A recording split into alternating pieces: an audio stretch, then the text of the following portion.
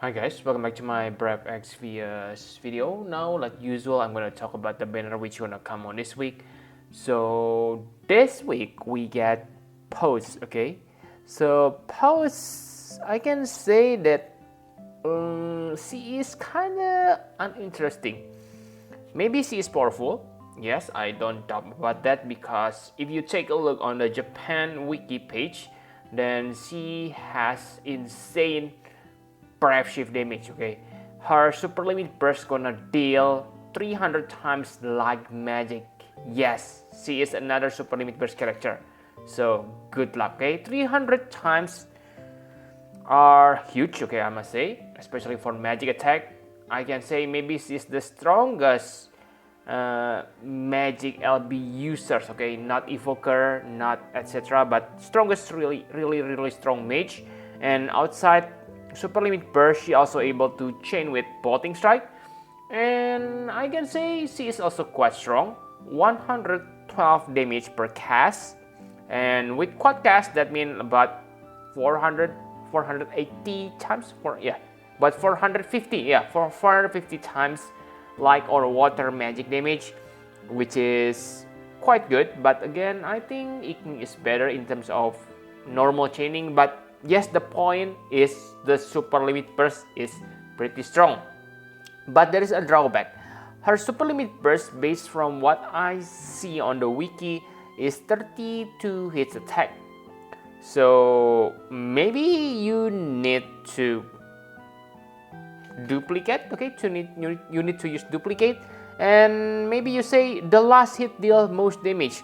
Based on my observation from previous characters, the last hit usually deal like 50 to 60% damage. So in that case, it's only 150 times light magic. About that kind of damage. So if that's the case, maybe she is not that impressive. Remember that you need to wait to be able to use that super limit burst. Okay, so yes, I don't think she is really interesting, especially when you see her vision card. Wow, it's the same like Roka. Roka is support, so the vision card is okay for her. I know, okay, there are lots of mage vision card out there, but the point is, if you are new on this game, then this vision card is not that good for her. And for the Trust Master reward and Super Trust Master reward, I can say they are good, but not a must-have. So yes, not that interesting. That's for the Neo Vision unit. Now let's move to the next character, Daisy.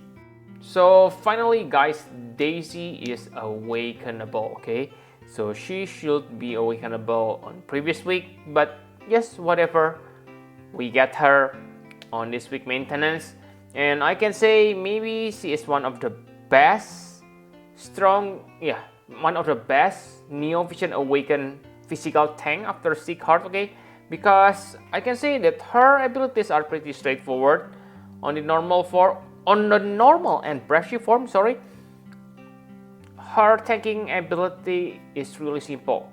100 physical cover and 50% AoE general and physical mitigation.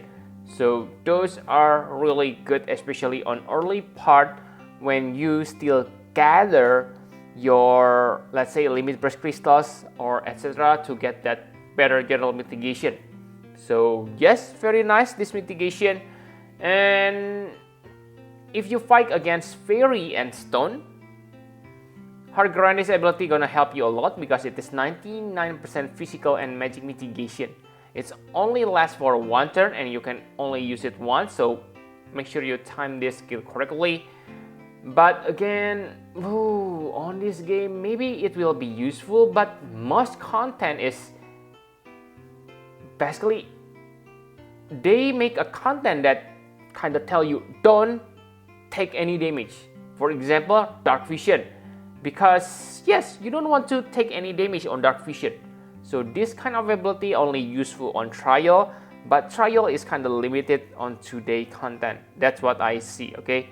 And talking about Dark Vision and taking no damage, she has 150% earth and light resist So this gonna be helpful. And the main problem is her Brave Shift duration is only 3 turns. Why this important? Because on Brave Shift form, she can chain with Bolting Strike, triple cast. On normal form, she is a Stardust Ray chainer, but she only has dual cast, so she is not a good chainer on normal form. And there's another problem, her Bolting Strike is also locked to Earth element, so bye bye. And yes, the Trust Mastery Word and STMR, I can say they are good, especially for tankers, but again, not a must-have. Okay, so that's for the first NVA. They see now the next one, Cleome. So Cleome is a physical DPS. I can say that she is about the same like Machina. If you remember, Machina is fire elemental finisher, and we also have Queen, who is lightning or light element, and now it's time for dark element. So I can say she is maybe poor man's version of Sephiroth, because she has 230 times base damage limit burst on Brave Shift. But the main problem is this is consecutive limit burst, so you need to use it 2 times to reach that 230 times. The next problem is her Brave Shift form is limited for 3 turns. So after that, you need to wait for certain turn to be able to use Brave Shift again. And yes, the problem is like you can guess, okay? It takes a really long time to get maximum damage because you need to wait and stack the damage, okay? So when you go into Brave Shift form on the first time, I don't think you can reach the maximum damage. Maybe you can, okay, good if you're able to do that, but man, this is kinda annoying setup. I prefer Gumi make her into super limit burst character like Machina, okay? I don't know why they make her into this, but again, whatever Gumi, okay? She is not that interesting anyway.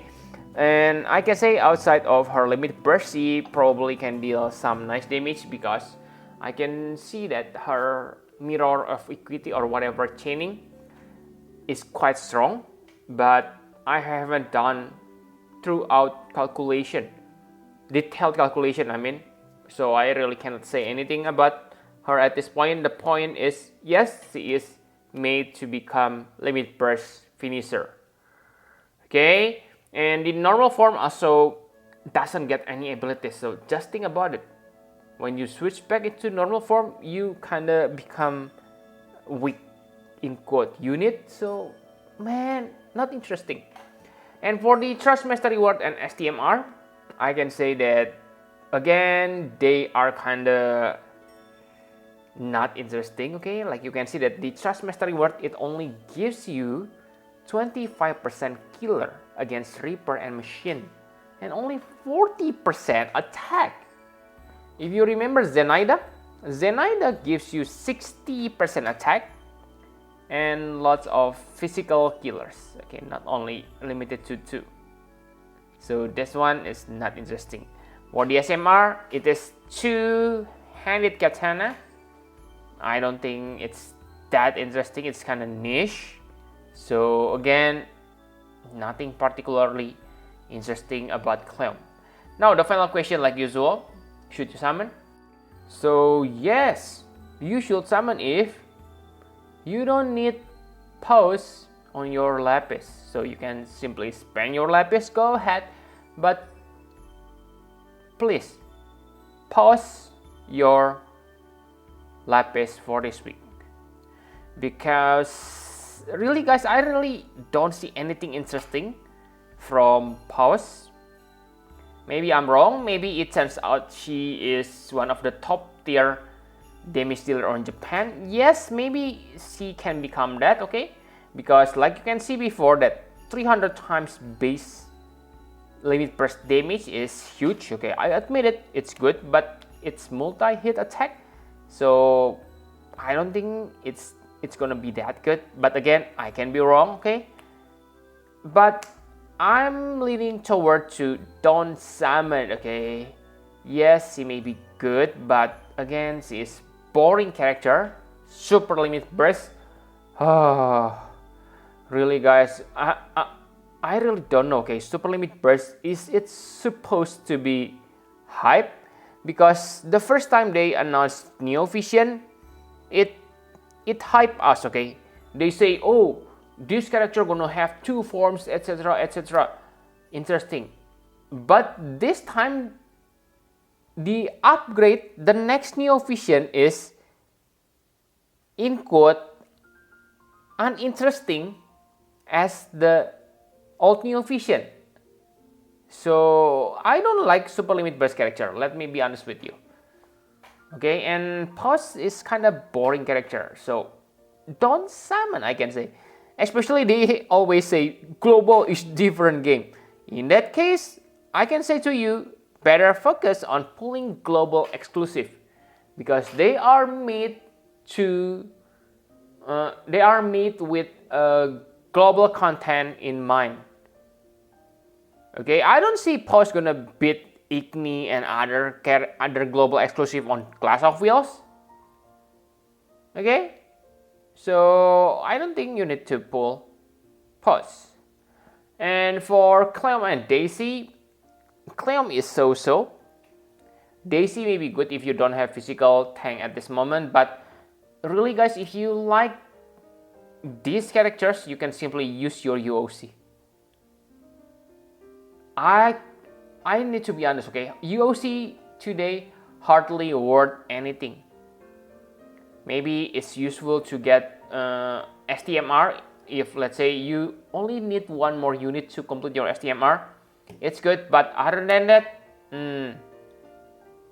and they are kind of lazy with 5 stars anyway, and they seems to hold back about powerful NVA. Again, I want to complain about Mediana. Why they still don't make Mediana available? On the beginning, I accept the saying of, oh, we lack main power. Yes, I accept that, but I think it's unacceptable, okay, because they have time to translate Cleome and Daisy ability. Okay, so yes, enough is enough. It's okay. Just go ahead, release Mediana later when she is weaker at this point. I don't care, okay?